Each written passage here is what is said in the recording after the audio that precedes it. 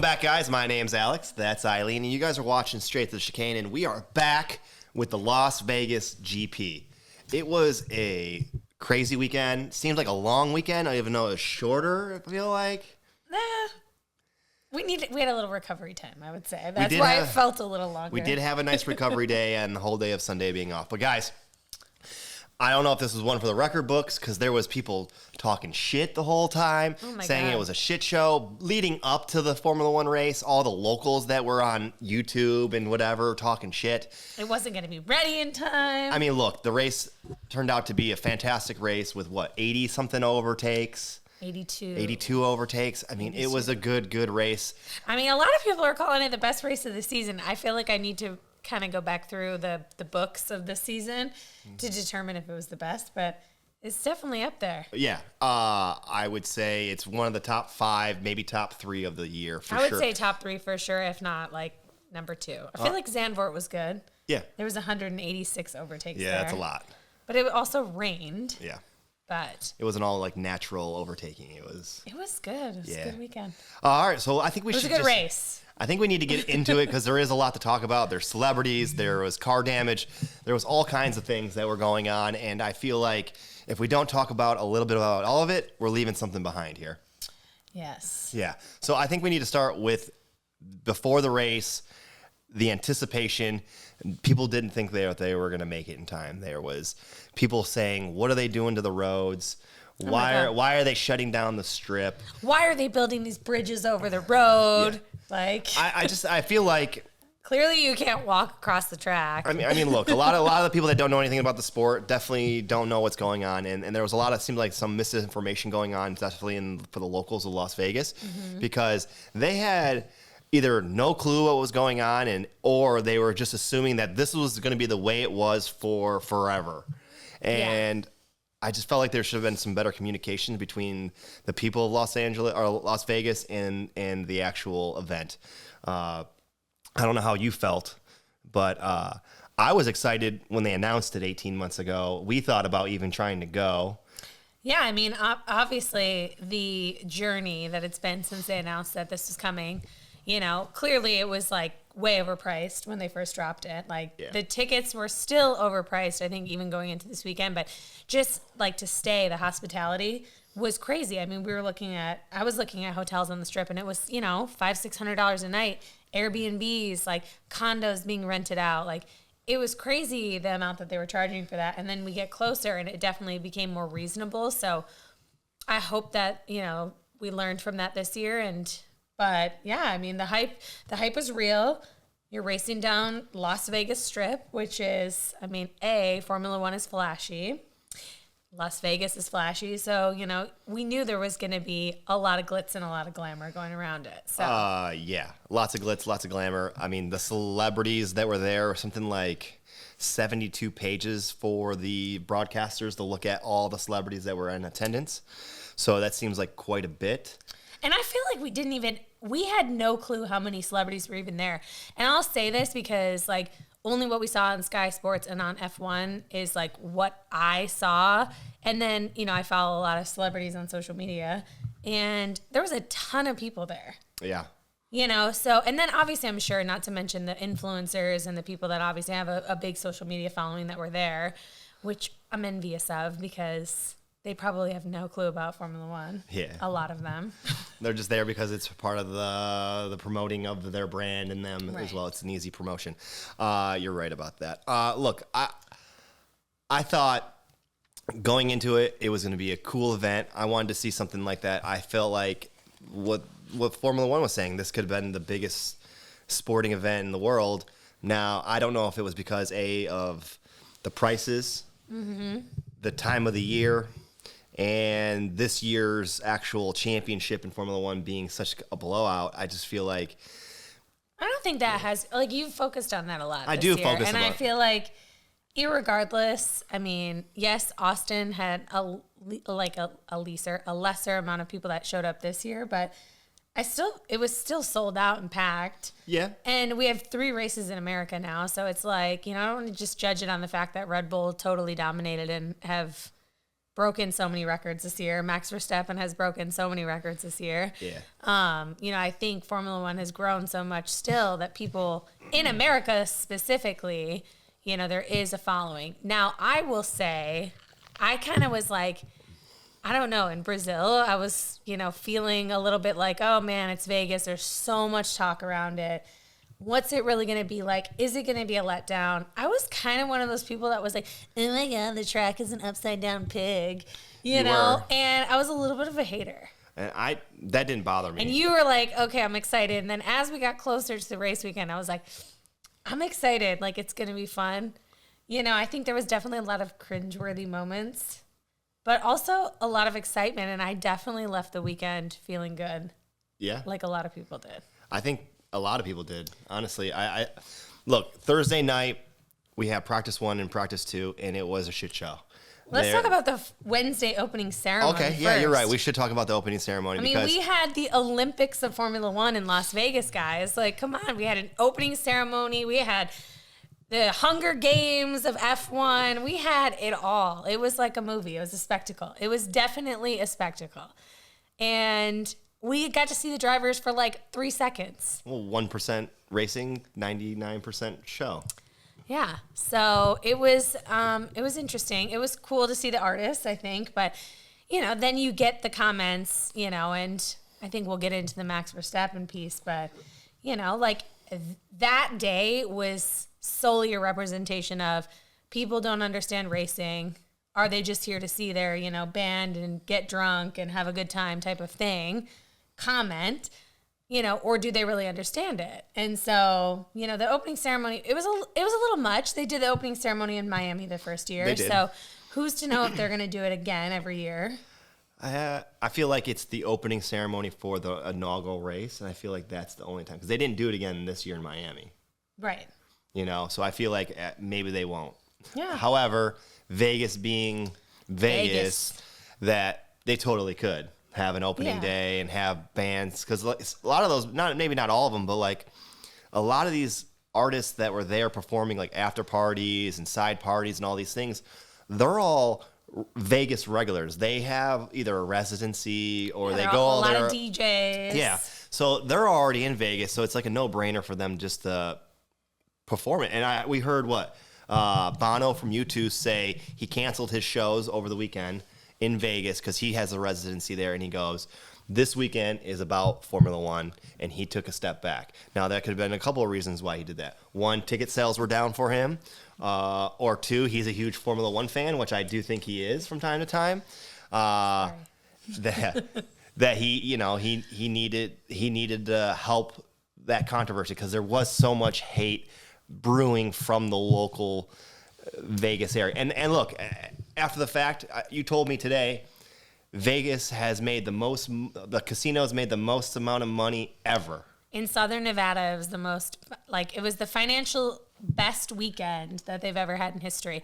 Now, Vegas does have the Super Bowl coming up, so it's going to compete, obviously, with that. But I think that this is, it's the first year Formula One is coming to, obviously, Vegas. It's a completely different style weekend. Yeah. So it's not like your normal setup. Just all the events in general that were taking place. So, I think the Super Bowl will bring different revenue to Vegas than Formula One did. Formula One, of course, is shutting the Strip down. Multi-millionaires and rich people from all around the world flew in on their private jets. And we can talk about that too. I think we did a previous. We did last, yeah. About the prices of the airports and stuff like that. But look, I mean, it's big money Formula One brings in. Now, I'm not going to say that the Super Bowl doesn't, because there's always tons of celebrities that go to, but it's more of Americanized. So you're not getting the worldwide broad audience of rich people coming in. It's still a lot of rich people going into the Super Bowl. Don't get that twisted. Tickets are very expensive. But I feel like it's just a different level, and I think there was, what they say, there was 330 or 400,000 people over the weekend? 315,000. 315. Yeah. Which is not the most amount of people over a weekend at a race weekend, but it's definitely not the least amount. I just wonder where they got the number from, because I'm like, do you think it's real or do you think it's fake? I don't know if they got it. Like, did they get it from, like, you know, in Austin, you have to scan in and you scan your ticket and they count obviously how many people are coming. Going through the where are they getting the data from? Because obviously, I'm sure a lot of people have seen photos on social media or whatever, but the grandstands, and it could just be, you know, it's Vegas. Latest start time for like a race weekend in general. And it's the second biggest track, so there was so many more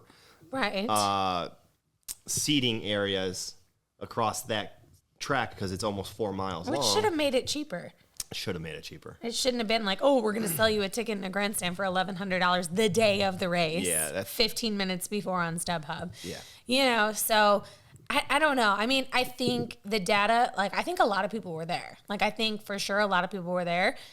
It's sad if a lot of those people didn't go to the actual race. And I mean, we follow a lot of accounts, and there was people who just went. They did just go for like, okay, we're going to go for qualifying, or we have one event day that we chose to do. Yeah. And then they watched the race from like one of the parties at one of the hotels, you know? Yeah. So I'm not sure. I think there was a lot of people there. Definitely the Main Street grandstands were packed. Yep. I also saw people like complaining on Instagram and like social media all over that they're like, I paid $6,000 for this ticket and this is the view. And it was the Paris Hotel, and they were inside the Paris, like, you know, Eiffel Tower structure, and all they could see was the Eiffel Tower. Wow. But that's because they chose that room. That's right. You know, you chose to stay at the Paris Eiffel Tower. You wanted that view, and now you've got to see the structure. Yep. So I don't know.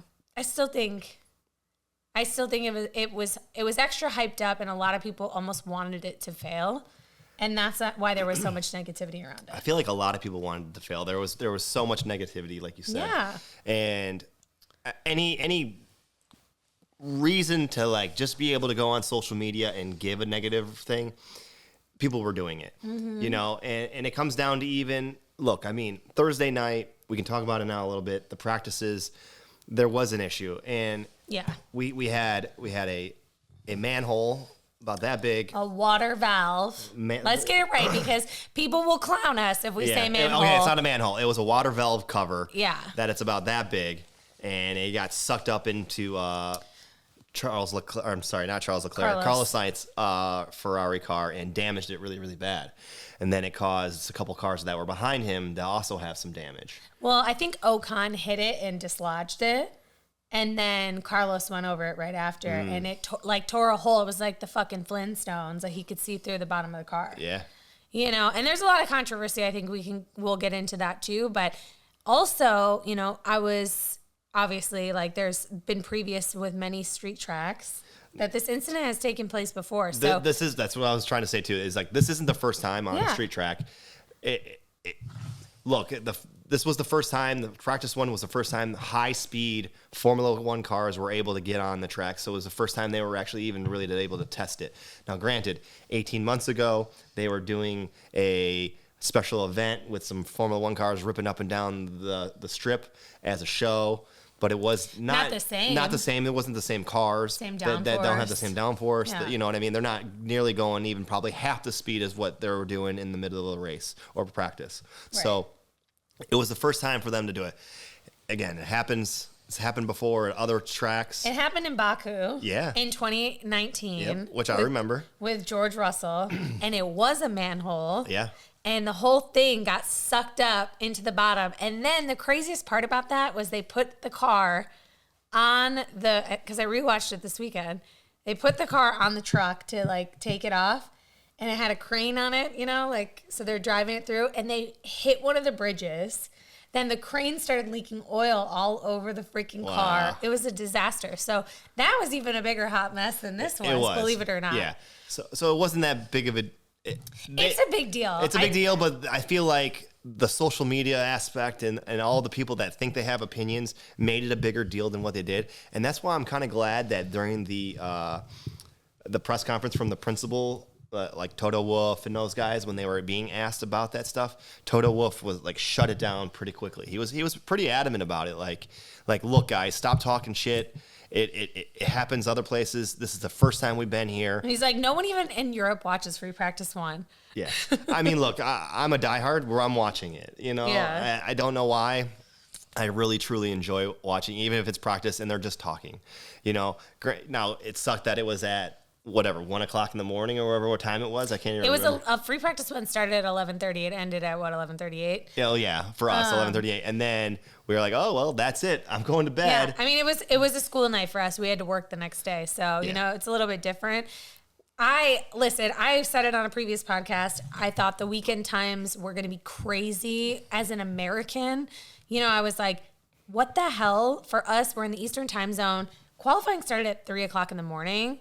That's crazy. It starts at midnight for the racers. Like, to even think, like, how do you even accommodate the time zone?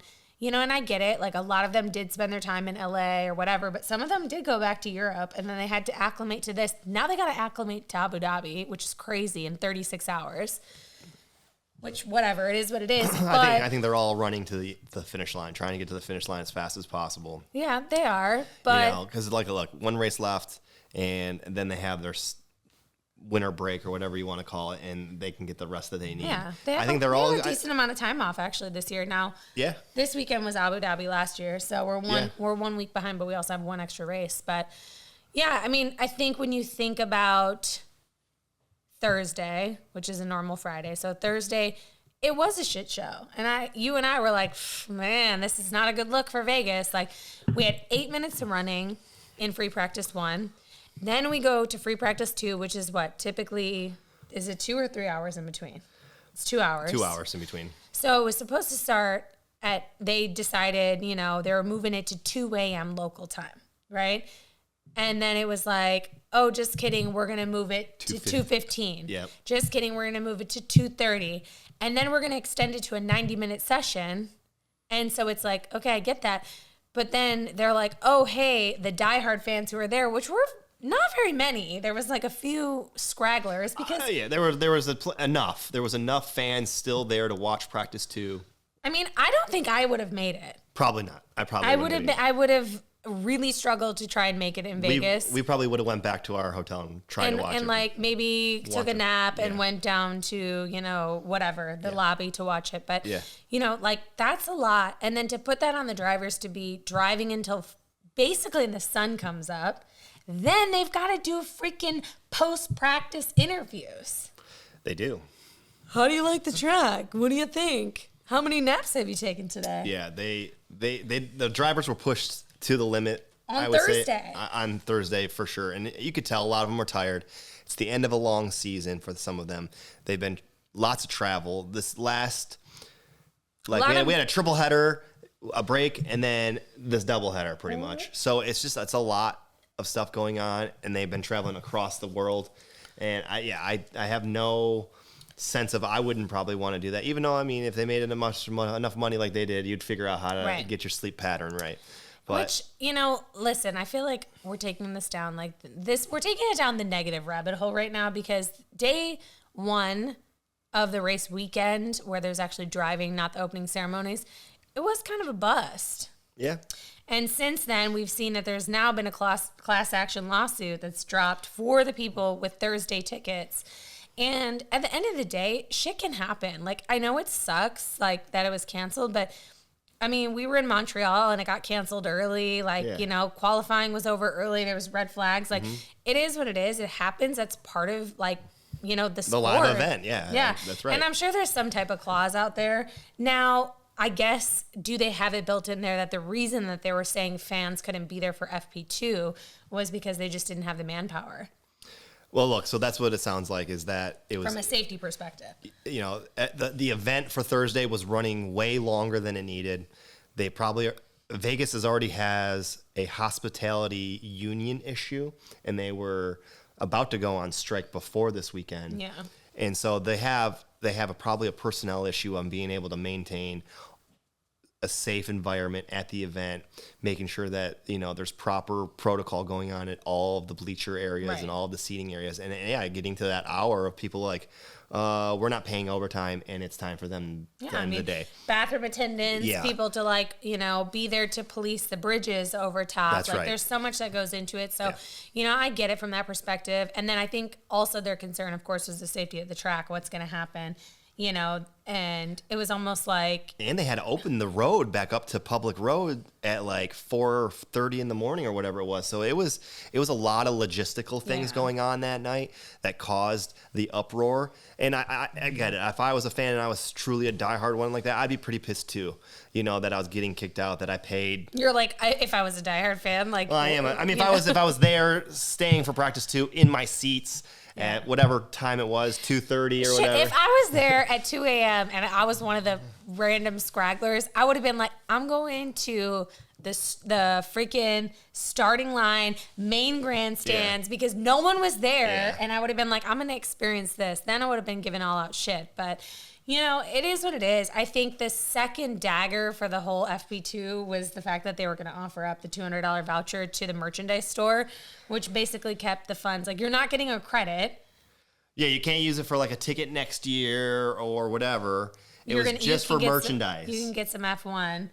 But it's like, listen, I've been to, sessions that have been canceled or delayed or whatever and all the extra stuff. You're going to buy merch at a race weekend. If you're there, which most of the people that we saw were wearing merch, use it. Now, they should definitely have used it. It's a $200 voucher. You could got a couple shirts, maybe 2 shirts, or a winter a jacket. Right.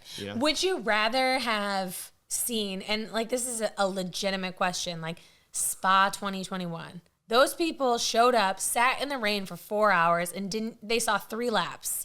3 laps, a podium ceremony. And then they sat there and they got nothing. Yeah, I would agree. That is a kick in the face for those fans out in Spa when that got canceled like that. And they didn't get anything. I'm pretty sure they didn't get anything. I don't. Correct us if we're wrong. I don't think they got anything either. They were like, for me, it's like. That's just how American we are. Like, the Americans were so mad and butthurt that they are suing Formula One. I know, immediately. Immediately. Like, the lawyers were like, they were racing. Oh, yeah. They were it's like ambulance chasers, They were going 200 miles an hour down the Vegas Strip as soon as it opened to start that class action lawsuit. Did. They were like, we're ready. And it's so American, and I would not have had any part of that. Look. You're there for that. You've already spent this much money. Like, I get it. You know? I would have been pissed if we spent thousands of dollars and that would have happened. Yeah, I would have been mad. It's still a whole weekend event, and it didn't cancel the race. The race still happened. Qualifying still happened. And that was all really fantastic stuff. Yeah.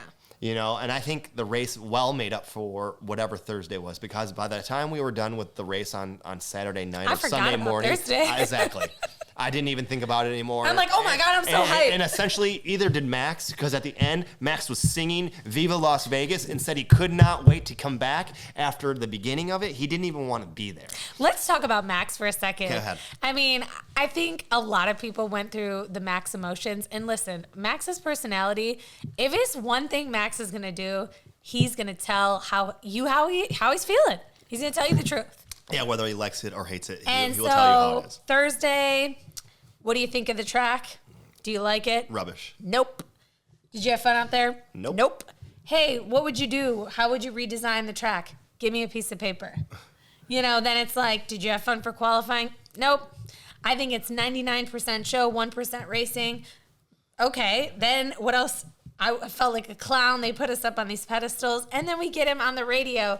Viva Las Vegas, singing after he wins the race, goes to the Bellagio, a message for the fans, and he's like, I can't wait to be back here. Yeah. I'm looking forward to being back next year. It's like, and I think that we all kind of went through that together. That Max emotions. Yeah. We were like, oh my God, this, and I know we did. Like, I woke up and I was like, oh man, literally practice went until 4:30 in the morning. Like, that's crazy. Local time. It was like still running when I woke up for work on Friday. Yeah. And then the race happened, and we've had some night races. Like for us in America, we had obviously Australia, we have, Suzuka. Mm-hmm.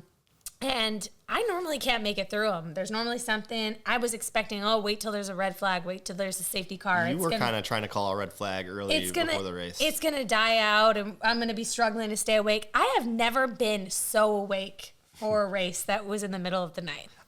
I hit a wall and I made it to the very end of the race, but I did not get to see the podium because I hit a wall. I was up and Adam. I was ready to go. I was about to go, run a mile. Honestly, I mean, at the end of the day, I think we expected it to be bad because of the hype, because it's Vegas, because of the show, because of the Elvis, because of the freaking you can get married in the paddock, because of all the extra stuff that went into it. But that's what makes Vegas Vegas. Yeah. Yep, I would agree. I think overall, I think it was successful. I think they need to figure out, do they need such a big grandstands going on? Because they were planning on it being, again, the biggest thing ever. And photos would say it fell short a little. I think a lot of people, too, what we have to remember, is when you go to Vegas, you're going to pool parties, you're going to this, which I'm like, how the hell were there pool parties? And I did see people at pool parties, and I'm like, it's 60 degrees. But, they're going to the club, they're doing stuff, they're walking around. Yeah. I know how exhausted I am when I've been in Vegas, and it's also that, and then just the ticket prices when they went on sale, they cannot do that this year. They have to make them reasonable when they go on. And I know pre-sale already started because I already got the freaking email. But that's for Paddock Club. I don't know why I'm getting emailed for Paddock Club. I can afford it. But they need to make it more realistic. And I think they really learned that lesson. And so, Miami was tough the first year too. Yeah. We bought our tickets last minute because it was similar. It wasn't crazy. We only went to the race. We didn't go to any practices then. Right. Either. Yeah, exactly. So, but where was the general admission areas? There really wasn't much. For Vegas, yeah, I don't know. I didn't see much. Because it's a street track. Right. So. Where is general admission just the ability to be able to walk around freely throughout the city, or does it give you? Because I know there was music events that were happening right in front of the Sphere, and so I wonder if that general admission maybe gives you access to that kind of stuff if they had it. Yeah. But yeah, I think qualifying and all the races. I think. What do you think? Do you think that the race in Vegas should be earlier for Americans, or do you think it should stay at midnight for the European audience? I mean, I didn't hate, I didn't hate the fact that it was a 10 p.m. local time race. It was 1 a.m. for us, Eastern time, because we're 3 hours behind Vegas. I didn't hate that because I feel if I was in Vegas, 10 p.m. is the perfect time to start the race. You had your dinner, you've done your thing, whatever. We want it to be a night race. It's going to be on Saturday night. Yeah. Qualifying being at midnight, I don't agree with that. I just don't. Yeah, I didn't either. Another question. Do you think that because of the success of this race, and I know we talked about it a little bit, that there are going to be more Saturday night races now? I mean, I think in some of these areas, there should be. And I think I want to say it's Bahrain that's on Saturday, and it's because of one of the holidays in the Middle East. And so, I think there's going to be a couple additional Saturday night races next year. And I think it, definitely brings a different mix to the race weekend. It's tough for people who are not at the race because it's normal people work Monday through Friday, whatever.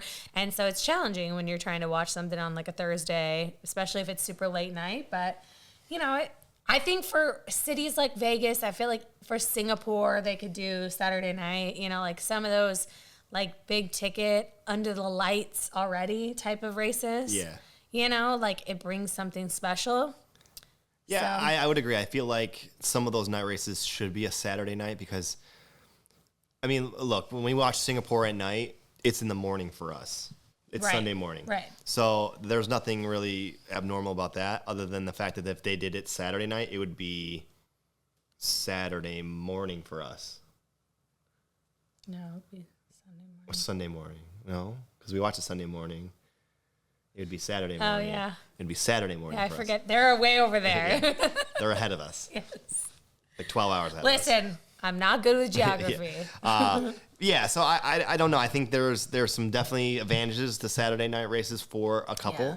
I think it's cool to do. I think it's probably a wise thing to do because then it kind of ends the weekend. Everybody wakes up Sunday, has still a little bit. And that's kind of what I like about Formula One to begin with, is that everything here in America typically is early in the morning. We watch the race at like anywhere between 6, 7, 8, or 9 in the morning. We'll watch the races, and then I still have the whole rest of my day, my Sunday, my last day before I got to go to work to kind of do the things that I need to do, which I enjoy, and it's one of the reasons why I do like Formula One. So I think Saturday races would kind of still be on that line of things of giving me things to do for my Sunday to have my real world. And I think other people would appreciate that too. Now, I don't think every race should be Saturday. Right. Well, yeah. If you're an Australian fan, you're not feeling this. That's right. So. Yeah. And I apologize to any Australian fans, but it's a worldwide event, and we all have to make sacrifices. I don't know what to tell you. Yeah, well, they have to make them a lot more than they do. And, we have quite a few sacrifices too, doing, watching races early in the mornings. Yeah. I think who has it best is definitely Europe, in that European area. Yeah, well. Their times are usually middle of the day for them to watch their races, or in the early evening. Yeah. So I think they have the best viewership for times, which is to be expected. It's a European formatted race. Right. All right, let's get back into it. Qualifying, were you surprised about Ferrari being fast? I think they looked good all weekend. Yeah. I think they did. I think, that's the disappointing part about the fact that, Carlos and Ferrari got screwed over with the whole water valve, thing coming loose. So since we're talking about that a little bit with Carlos, do you think he should have been penalized for needing to take a whole new car, engine, everything that got damaged? Or do you think there should have been a special revision for that, for him not to be penalized? I think you can't pick and choose what circuits are going to damage, especially new ones. We've seen in a lot of the new circuits, like Qatar, the first year in 2021, there was a lot of cars that were damaged. Now, granted, it was during the race. There was a few, blowouts and issues that happened, during qualifying. But I think it's tough to say, you know, and I think the rules are the rules. And that's the message that I feel like was, I guess, clear, by them, is the FIA is like, how we can't make a decision to intervene. Yeah. Rules are the rules. It is what it is. It sucks that he had to, serve a penalty because he, had to obviously take all these new parts. I think it's, if I'm Carlos, I'm going to think it's unfair too. But I think, like any of the teams, if it was anyone, all the rest of the teams are going to be saying the opposite message. So, and the one thing with it was, and I don't even know what's true or what's not true at this point. I've heard so many different rumors, but, there was a vote supposedly between all the teams. Yeah. Even though I'm hearing that there wasn't a vote, that the teams can't intervene in that stuff. And even Max was like, we can't intervene in that stuff either. But then Carlos even said in his post-race, I'm so happy to be finishing ahead of the people who voted against me. The two drivers that voted against me, because supposedly Mercedes was the only team that didn't, which the rumor circulated from Crofty or Ted Kravitz, I don't remember who it was, during practice too, saying if the teams had to vote, I bet Mercedes would vote against it because they're in a championship battle. Yeah. And then it turned into this whole snowball. It was like a fucking game of telephone where one thing turns into another and it becomes this big old news article. Yeah. So, that just gives them taglines the right news articles for. You know what I mean? Yeah. I think it's a little unfair. I think it sucks. It's part of racing. It's happened before, and like you said, it's the rules are the rules, and then until they change the rules to be written a little differently, it is what it is. And if I was Mercedes, I probably wouldn't want to vote for them, even though I think it's complete bullshit. I'm in it for the constructor points and the money, because between second and third you're talking millions and millions of dollars. And when it comes to that, you start hearing things like Ferrari might not even come to Abu Dhabi because they don't have the money because of the damage. Like they did they filed something to ask the FIA to pay for the damage to Carlos's car, so they could make it. So, and they're saying, essentially Fred is like, I don't know, maybe we won't be able to make it because we've got the cost cap, we've got all these other things, and they're in this huge battle, not only just in the constructors, but also in the drivers' championship too. Carlos is tied for fourth. There's a huge four-way battle going into the last race of the season. Yeah. It's pretty intense. Other than first place for the constructors and the drivers, it is really all up for grabs. Like second, third, fourth.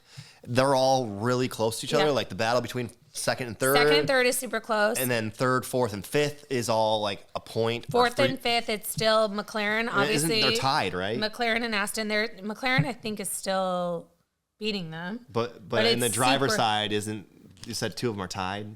Alonso and Carlos are tied. Carlos is ahead because he has one race win. Yeah. In the drivers. Lewis has secured P3. No one can beat him. Sergio has secured P2 after this weekend. Yeah. So P1, P2, and P3 in the Drivers' Championship is over. Yeah. So, which at the end of the day, Red Bull is like 400 million points ahead of P2 in the constructors. It should be a 1-2 Red Bull. It should be. Now. They've never done it before, so this is they've never done it. So, kudos to them. Hats off. Bravo. Good to see Checo secure P2, even though I wanted to see Lewis get it just because, Lewis Hamilton. Yeah. Lewis Hamilton's Shaq.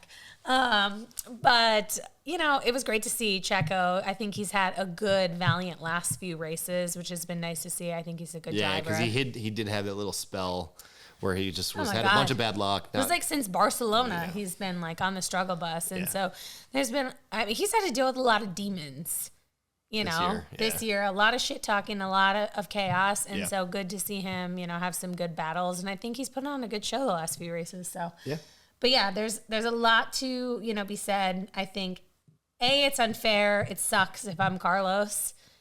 But also it's like, where do you draw the line, especially when there's 23 races in a season? And, any track could produce damage, to cars. Like other cars' damage could cause cars. So then are we going to say that car needs to, do that? It sucks.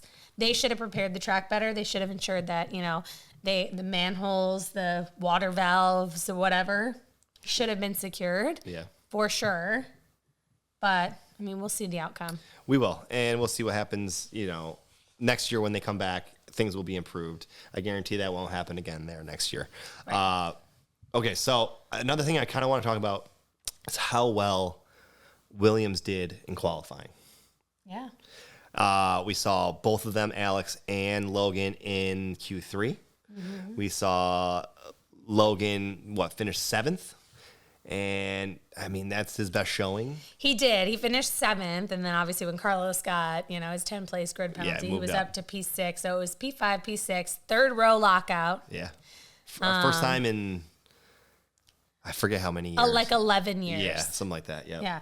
The best qualifying that they've had since forever. Probably since 2012. Yep. So amazing, which as expected, I think, going in, Will Buxton is always like, I'm predicting a Williams podium. Like every time there's long straight lines.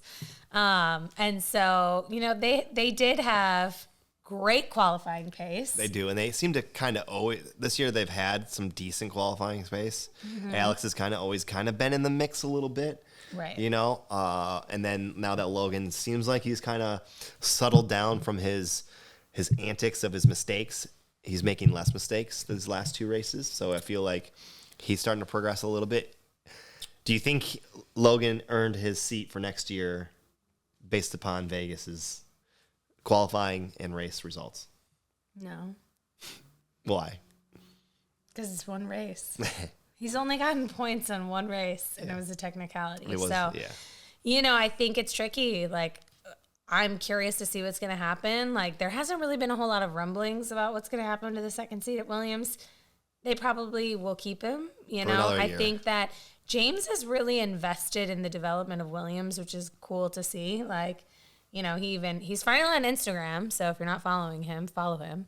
But he is very invested in getting the team back to where they were when they were like winning championships and all sorts of stuff. So I think he definitely turned that team around in any matter of a year. When I have to compare him to like other rookies though, like Logan Sargent specifically, he did struggle. And I think when you look at him in retrospect to like other cars in the Destructors Championships for like how many cars they've damaged, he's right up there with like Sergio Perez, Lance Stroll, people who have been, in the sport for many years. I mean, Checo's been in the sport for years, like over a decade. Mm-hmm. So it's like, we've got a rookie. And I would say Logan, over the last, 5 races, he's had clean qualities, practice. He has improved. Racing. So I think from a developmental standpoint, I think he's taken it seriously. I think he's young. So do I think he's secured it just off of this race? No, I don't. But I think he has definitely improved, and I feel like we'll probably see him stay in F1. And I do think we'll see him next year as well in that seat. After that, I don't know what to tell you, but I think we will see him next year. There was a big improvement over the last couple races for sure. Yeah. I don't know. I just wanted to bring that up because they were surprising. They are fast in straight lines, so we were expecting them to be somewhere in the mix. I didn't think Logan was going to finish or go to Q3 for qualifying. You didn't think he was going to knock out Checo? I didn't. You didn't think he was going to knock out Lewis Hamilton? I didn't. Neither did I. Yeah. I woke up at 3:50 to watch qualifying a.m. and I turn it on and I'm like, both McLaren's out in Q1. What? Yeah, so that's another thing we can talk about too is McLaren struggled this weekend. It seemed like. We had a DNF with Lando on lap 3 because of cold tires, and he hit the wall pretty good during the race. And that was crazy. And we saw Oscar Piastri have a decent race. Yeah. He did. He was up there. He was up in the top 3 for a minute or top 5 for a little bit, but I think his tire strategy was a little different than everybody else's. Yeah. And then with the 2 flags and everything that had happened with the safety car, it kind of ruined his race a little bit. But he was on the mend to finish pretty high up. I mean, so it was from an overtake perspective, obviously we said already, it was the most overtakes of the season. Second most, right.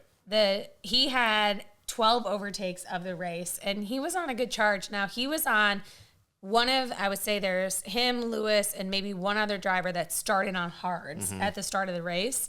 So they were going long. I mean, Oscar qualified P19, so it was tough. And so he was going with the long strategy. Now, when they first pit and changed his tires, they put him back onto hard, so he had to pit again. Yeah. Which it sounded like it was going to be a 2-stopper irregardless. The people who went for a 1-stopper, Gasly, they fell suffered. Off. They fell off really hard, yeah. Yeah, and I think it's because of the safety cars too. But Oscar did have a good race. I mean, he got into the points. He got fastest lap. He got the team 2 points. It is what it is. But shit qualifying from McLaren. They looked bad all weekend from practice to quali. But I think if Lando would have been in the race, he probably would have been driver of the day. Just kidding. I don't know. Just kidding. But I think, honestly, they both had good starts at the start of the race. And I think, Lando, we know now that there's a bump in the track that everyone was hitting. And because he had cold tires, he just wiped out. And we were watching Lewis's onboard on our other TV. And we saw it right in front of him. And I saw him hit. The camera shook. And I was like, oh, my God. Wow, that was crazy. Now, we've all seen him in his gurney going to the hospital, which, thank God he's okay. But the memes about America, and he's like this in the gurney, he's like, and it says, Lando Norris showing how much money McLaren has after going through America's healthcare system. Yeah. Yep.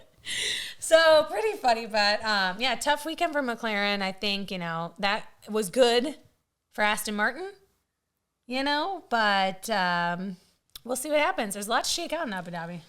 Yeah. So I'm like, what else? Ferrari's quick. McLaren's not great. Max hates the track. I think we should talk a little bit about the race, actually, a little bit, because...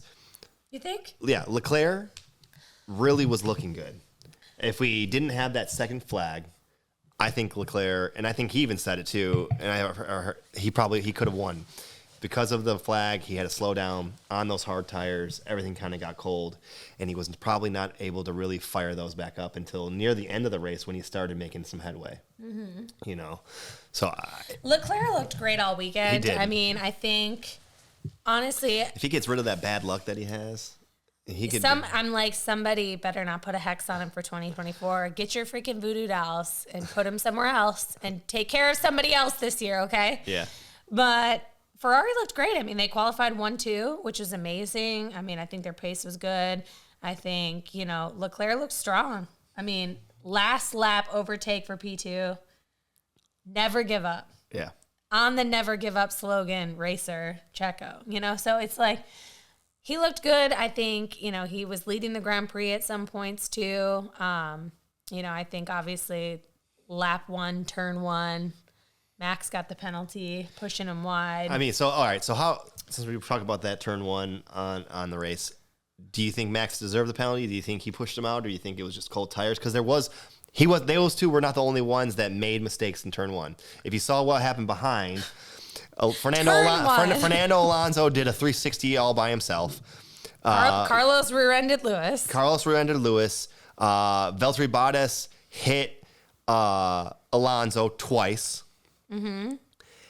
It was kind of carnage. So do you think that he was deserving Perez got hit. Yeah. Do you think Max was deserving of the 5-second penalty, or do you think it was probably a racing incident? Because I've seen it go both ways before over the years, where it looked like an incident like Vegas, and it was just a racing incident, and they just kept it going. But then to this weekend in Vegas, they gave him a penalty after the team said, hold your position, don't change spots. Because, a lot of times it's like the teams will kind of have some talking back and forth with their drivers about the incident that happened previously, and like whether or not they should give the place back and they won't get a penalty and things like that. And sometimes the stewards leave that to the team's discretion to give up the spots so they don't have to deal out penalties all the time.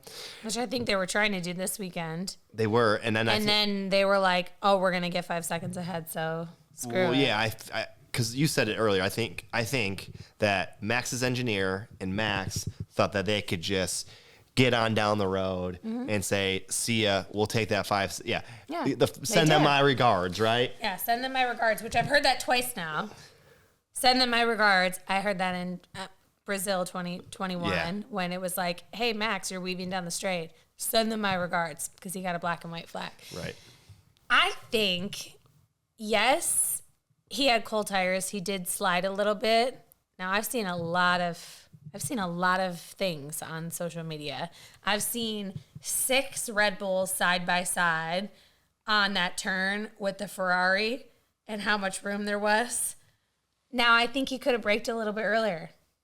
I think Max wants to go for the lead. He wants to go always on turn 1. He wants to be on the lead. He's on the front row. He's ready to go. He's got the inside.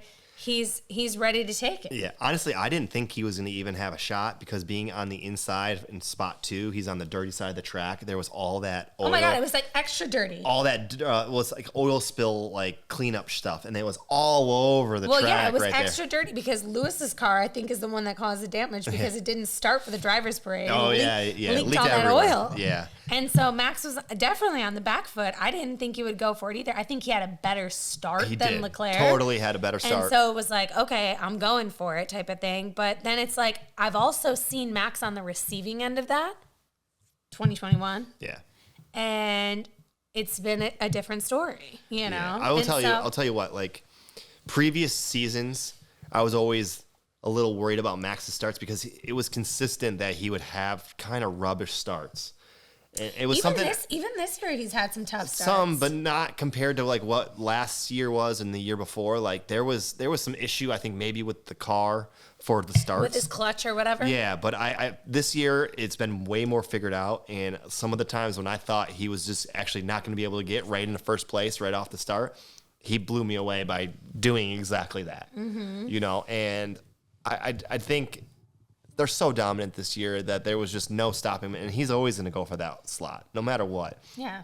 Now, I think that the incident that happened with him pushing Leclerc out, it was deserving of a penalty, my opinion, is because it seemed a little bit, like you said, he came in way too hot, he didn't brake early, and he chose to do what he did, and we saw that.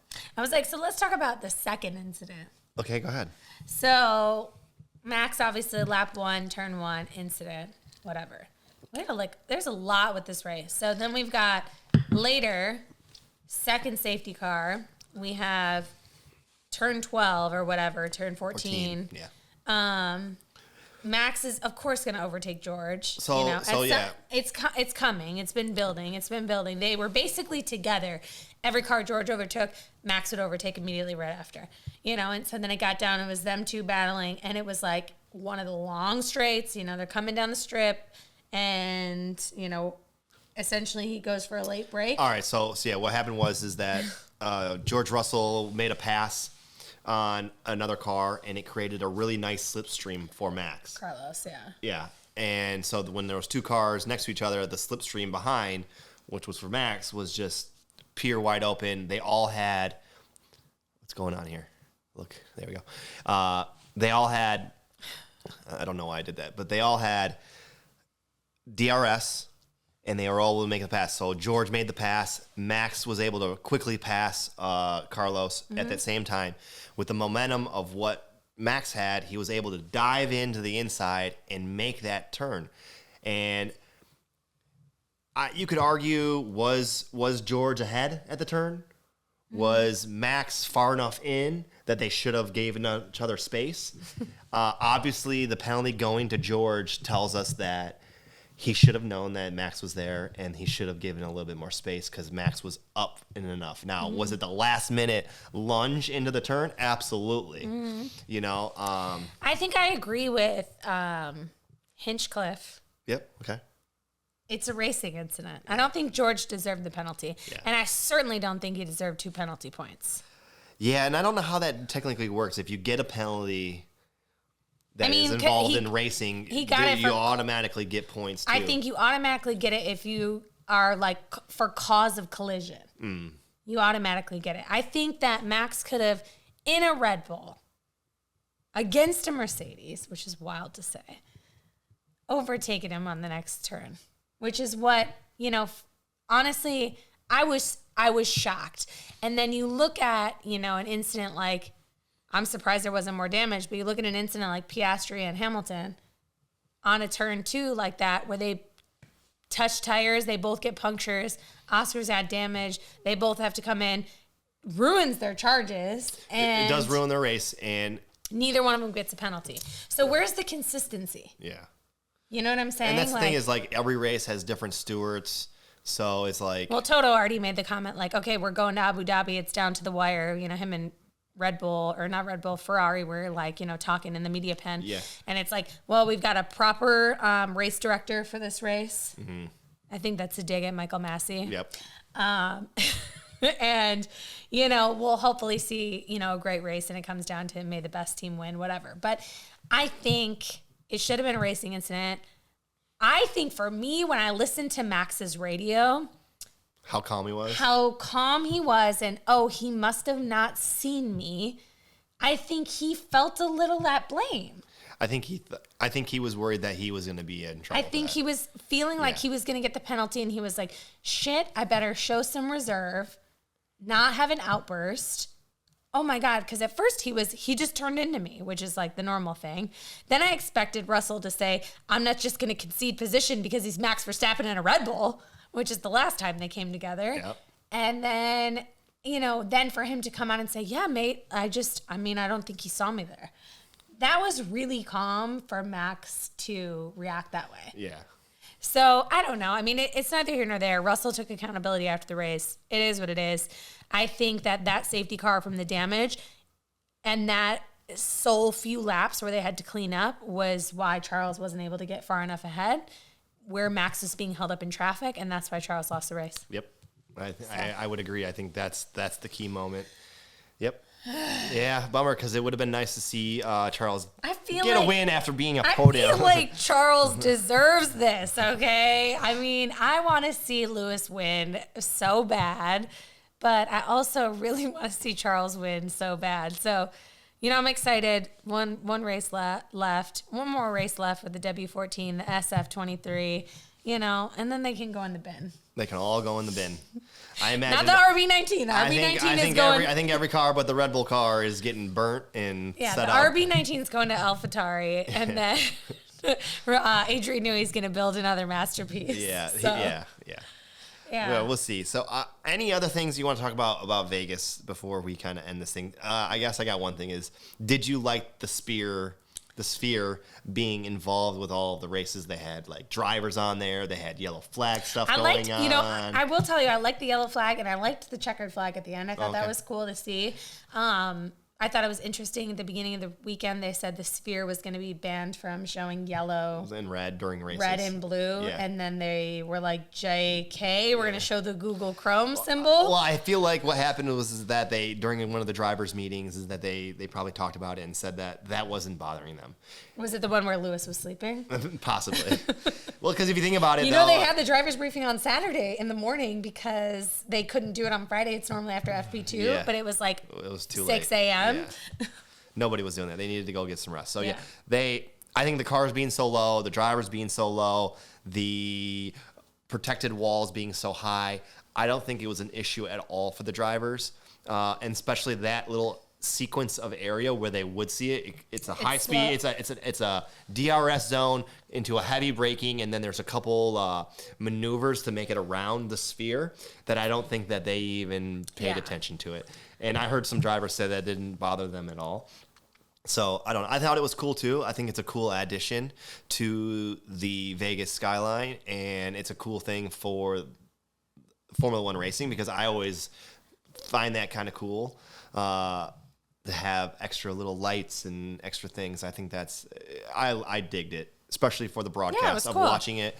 I wish there was more people in the audience so that the wide shots. I wish they would have went and shown the grandstands more, but that's they what did I mean. That's what I mean. They did not have a helicopter.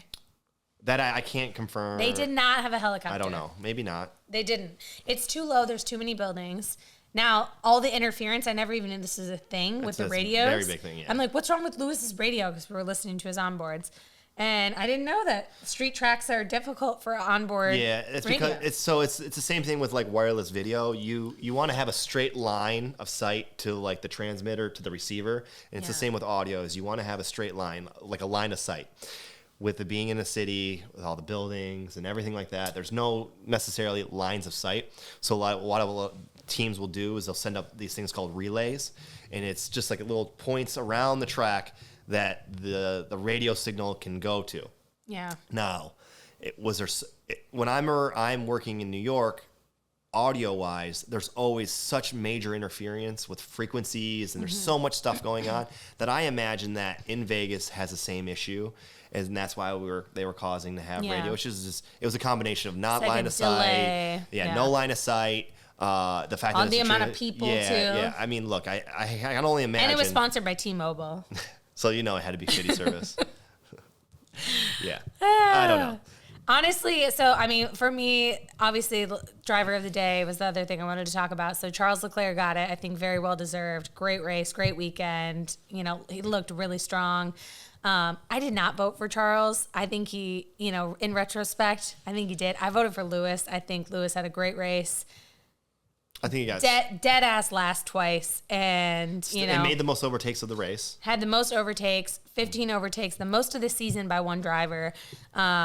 It's not just because I love Lewis. I think I would vote for Charles too in comparison. Even Checo. I think Checo was dead ass last too. Had to have a nose change. There was some great racing. Yeah. There was some great racing. I think if you haven't seen the race, you'll be well entertained. You should watch it. You need to watch it. I would agree. It was a good race. Lots of incidences. Lots of things happening, and we were well entertained the whole entire race. There wasn't really a dull moment. There was passing everywhere and strategy everywhere. Yeah. And that's not typical because a lot of times races can tend to be a little boring. at certain tracks. Especially on tracks where, like, you know, in comparison, where the wall, I mean, street tracks are difficult. Like, you know, they're either going to push it to the limit and mess up, and there's going to be yellow flags, red flags, all sorts of stuff, or there's going to be, you know, there's going to be chaos. Cool. Oh, sorry, our dog. Yeah, so yeah, you're right. There could be some chaos. I was going to say there's either chaos or there's people taking it easy at the end of the day with street tracks. So I think it really delivered some great racing, and I think we were all pleasantly thrilled. Yes, we were. Maybe we'll be in Vegas next year. Hopefully. Maybe. We'll see how it goes. All right, so I don't know. I think we've covered a lot of things. We've been talking for an hour. If you've made it this long, you guys are freaking rock stars. Thank you very much. Throw us a like. Throw us a comment of what you guys thought of the race if you haven't seen it. We're interested to know what you guys thought. Who was your driver of the day? Everything like that. We have one more race left of the season. It's not going down to the wire like it did last year. We already know who's the winners. It didn't go down to the wire last year. Oh, I'm sorry. The year before. I mean, Sorry. it did for P2 again. You know, last year we saw. But no, I misspoke. I meant 2021. It's not a 2021. Yeah. Yeah. So as we end the season, we only got a couple podcasts left. I want to thank everybody for watching that has paid attention this whole season. You guys are awesome. We've made some new followers. We've got some new subscribers. So thank you. Only thing we can do is just keep grinding, keep putting out content, and we'll see you in 1 week's time. Yes. Abu Dhabi for the last race. That's it for me. Anything else? That's it for me. All right. See you soon. All right. Bye.